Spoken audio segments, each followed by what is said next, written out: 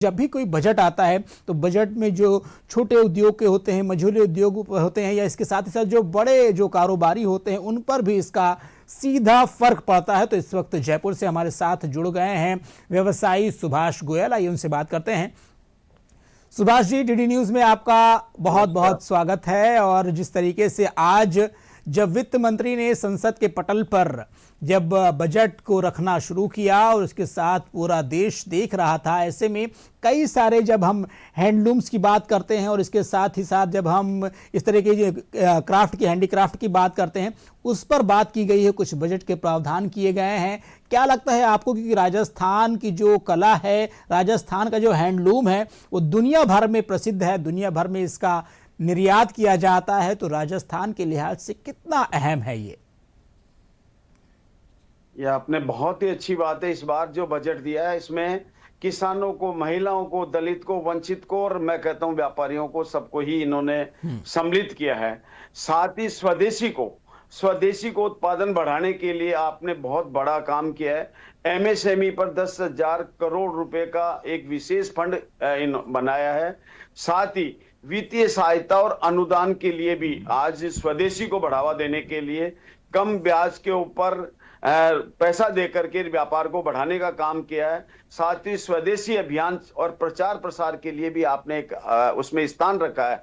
साथ ही कौशल विकास का भी एक पूरा ध्यान रखा है और साथ ही लॉजिस्टिक में भी इन्होंने बहुत बड़ा फायदा दिया है, क्योंकि हमारा स्वदेशी अगर निर्मित होगा और अगर बाहर जाएगा उसके लॉजिस्टिक में भी इन्होंने बहुत बड़ा राहत देने का काम किया है। इससे निश्चित ही हमारे राजस्थान का जो हैंडीक्राफ्ट्स का है, राजस्थान में तो बहुत सारे ऐसे मिनरल्स हैं। राजस्थान में आप कहेंगे कि हमारे बेड शीट्स हैं, कपड़े हैं, उन सब का भी बहुत बड़ा इसके ऊपर फर्क पड़ेगा। ये बहुत ही अच्छा एक मैं इस बजट को मानता हूं। माननीय सीतारमण जी को इसके लिए मैं बहुत बहुत धन्यवाद भी देना चाहता हूं। सुभाष जी, इस बार जो है टेक्सटाइल पार्क बनाने के लिए इसको डेवलप करने की भी घोषणा की गई, क्योंकि हम देखते थे जो बांग्लादेश में जहां पर टेक्सटाइल का एक बड़ा बाजार वहां पर होता था, इसके साथ साथ चाइना हुआ करता था, लेकिन अब इस बार के बजट में इस बात को ध्यान में रखा गया है कि भारत में ही क्यों ना एक टेक्सटाइल पार्क को डेवलप किया जाए और यहाँ जिस तरीके से जो चीजें हैं, अगर हम कपड़ा व्यवसायों की बात करते हैं उनको बढ़ावा दिया जाए। आप इसको कैसे देखते हैं? बहुत अच्छी बात है। हमारे को एक ही स्थान के ऊपर अगर सारी चीजें उपलब्ध होगी तो निश्चित ही इसका बहुत बड़ा फायदा मिलेगा।